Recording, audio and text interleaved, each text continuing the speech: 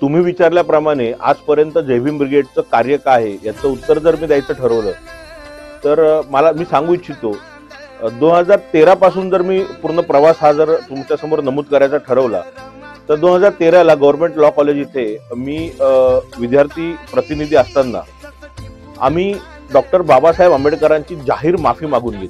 माफी कशासाठी तर 1936 ते 38 साली गव्हर्नमेंट लॉ कॉलेज मुंबई येथे डॉक्टर बाबासाहेब आंबेडकर हे प्राचार्य म्हणून कार्यरत होते।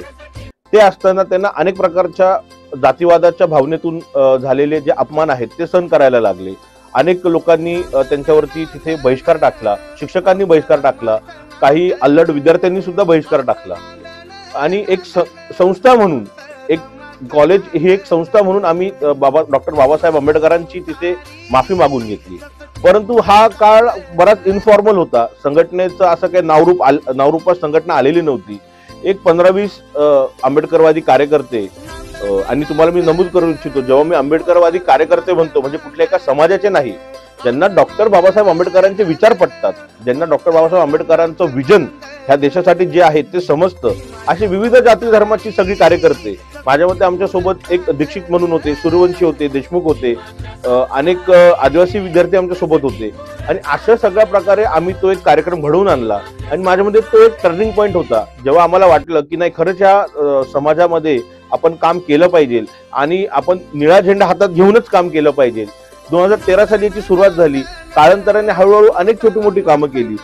काय कोणाला नोकरीचा प्रश्न असेल, कोणाला एखाद्या योजनेचा लाभ असेल, अगदी विद्यार्थ्यांची स्कॉलरशिप असेल, अशा सर्व प्रकारच्या आम्ही कामं केली। शिक्षकांना शैक्षणिक संस्थांमध्ये होणारा जो त्रास आहे, एक लक्षात घ्या, शैक्षणिक संस्था आपल्याकडे काही विशिष्ट वर्गाकडे लिमिटेड आहेत आणि मग तिथे असलेला शेवटी प्रत्येक माणूस, प्रत्येक संस्था,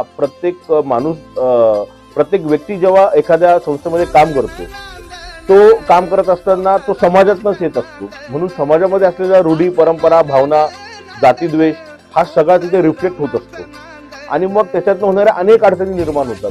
तर सुरुवातीला आपण अशी सगळी कामं केली, पण एक मागच्या वर्षीच 11 एप्रिलला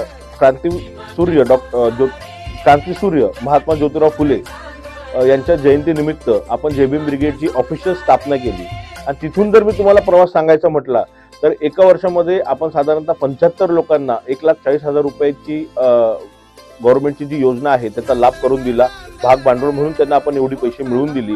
फक्त पैसे मिळवून दिले नाही तर हँड होल्डिंग करून एक उद्योजक घडविण्याचा आपण प्रयत्न केला। त्याच्यातले साधारणतः 45 ते 50 लोक आज यशस्वी उद्योजक म्हणून काम करतायत। दुसरं, हाऊसिंग मध्ये आपण केले की एक साधारणतः 28 लोकांना आपण घरं बांधून दिली आहेत। तिसरं, अनेक वेळेस असं झालं की शहरामध्ये जी